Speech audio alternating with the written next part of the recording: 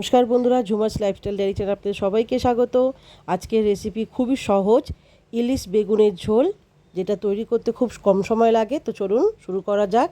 এর জন্য আমি নিয়ে নিয়েছি এখানে বড় বড় 4 পিস ইলিশ মাছ। নুন হলুদ লাগিয়ে তেল দিয়ে একটু ম্যারিনেট করে রেখে দিয়েছি। নিয়ে নিয়েছি 3 থেকে 4টি বেগুন, পাতলা পাতলা করে কেটে এটাকে একটু নুন জল দিয়ে ভিজিয়ে রেখেছি। যদি এর মধ্যে একটু পোকা পোকা যদি থাকে সেটাও বেরিয়ে যাবে। তেলটা গরম হয়ে গেছে, বেগুনটা দিয়ে দেবো অল্প হলুদ, অল্প নুন,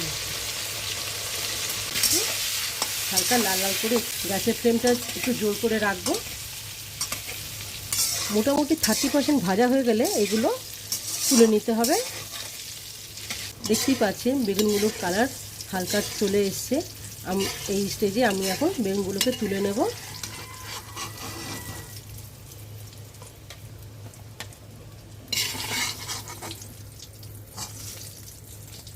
দিয়ে দেবো আরেকটু আমি সর্ষের তেল। আমি এখন ওই মাছগুলোকে ভাজবো। এখানে তেল একটু বেশি করে দিলাম, কেন একটু মাছের তেল আমরা ভাতে খাওয়ার জন্য বার করে নেবো। ভাত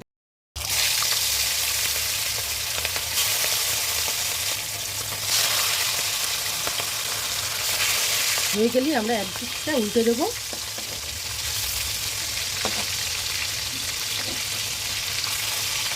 মাছটাকে আমরা এবারে তুলে বার করে নেব।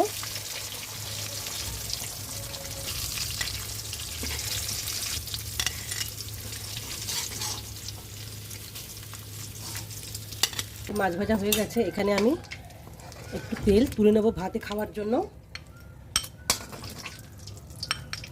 একটা মশলা ঘোল বানিয়ে নিতে হবে, সেরকম কিছু না। 1 চা চামচ হলুদ গুঁড়ো আর 1 চা চামচ লঙ্কার গুঁড়ো, জল দিয়ে এটাকে একটা ঘোল যখন আমরা তেলের মধ্যে দেবো মশলাটাকে, ঘোলটাকে, মশলাটা পুড়বে না। দিয়ে দেবো কালো জিরে, ওটা কাঁচা লঙ্কা কেটে রাখা, দিয়ে একটু নাড়াচাড়া করে এর একটা সুন্দর গন্ধ আসবে। নাড়াচাড়া হয়ে গেলেই আমরা যে মশলার ঘোলটা বানিয়েছিলাম সেটা আমি এখানে দিয়ে দেব। গ্যাসের ফ্লেমটা মিডিয়াম করে এটাকে ভালো করে কুক করতে হবে, মোটামুটি 2 থেকে 3 মিনিট। আমরা যে মশলাটার মধ্যে জল দিয়েছিলাম, যতক্ষণ এই মশলাটার জলটা না শুকায় ততক্ষণ এটাকে ভালো করে কুক করে নিতে হবে। যখন আপনারা দেখবেন মশলাটা ঘন হয়ে এসছে বা এক জায়গায় জড়ো হয়ে এসছে, তখন ভাববেন এই মশলাটা মোটামুটি কুক হয়ে গেছে। বুঝতে পারছেন, মশলাটা এক জায়গায় জড়িয়ে যাচ্ছে, তার মানে এটা মোটামুটি কুক হয়ে এসছে। আপনারা ইলিশ মাছটা ভেজেও করতে পারেন, আবার না ভেজেও করতে পারেন। ইলিশ মাছটা ভাজলে একটা অন্য স্বাদ আসে, আর ভাজা করে করলে ওটা একটা অন্য স্বাদ আসে। আপনারা দেখতে পাচ্ছেন এই কালারটা কত সুন্দর লাগছে দেখতে। তো দেখতেই পাচ্ছেন মশলা আমাদের প্রায় কুক করা হয়ে গেছে। এই স্টেজে আমরা কি করব, পরিমাণ মতন জল দিয়ে দেবো।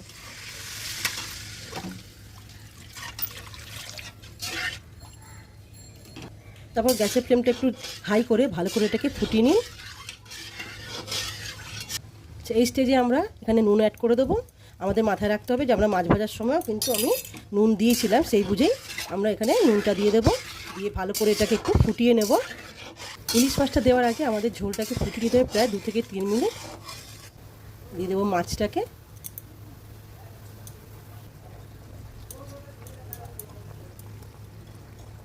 আর দিয়ে দেবো বেগুন যে আমরা ভেজে রেখেছিলাম, বেগুনগুলোকে সাইড সাইড থেকে দিয়ে দেবো।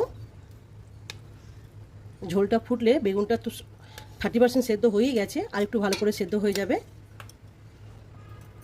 দেবো একটু 2টো ছোটো ছোটো করে কেটে রাখা টমেটো কুচিয়ে, মানে পাতলা পাতলা করে কেটে, দেখতেই পাচ্ছেন।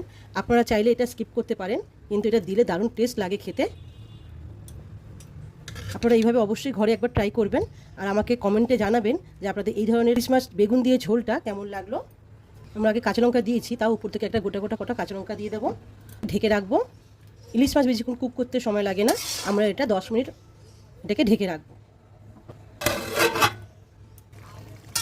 দেখতে পাচ্ছেন এখানে তেলগুলো উপর থেকে ছেড়ে দিয়েছে, আর বেগুনগুলো ভালো করে সেদ্ধ হয়ে গেছে। আমাদের পারফেক্টলি কুক হয়ে গেছে। এটা করি আপনাদের এই সহজ সিম্পল রেসিপিটা নিশ্চয়ই খুব ভালো লেগেছে। ভালো লেগে থাকলে নিশ্চয়ই কমেন্ট করে আমাকে জানাবেন। বেগুন দিয়ে ইলিশ মাছের ঝোল একদম রেডি সার্ভ করার জন্য। এটা দুপুরে গরম গরম ভাতে অসাধারণ খেতে লাগে। আপনাদের যদি এই ভিডিওটা ভালো লাগে তাহলে লাইক, শেয়ার আর সাবস্ক্রাইব করার অনুরোধ রইল। এর সাথে বেল আইকনটাকেও প্রেস করবেন রেসিপি নতুন নতুন ভিডিও দেখার জন্য। Thanks for watching.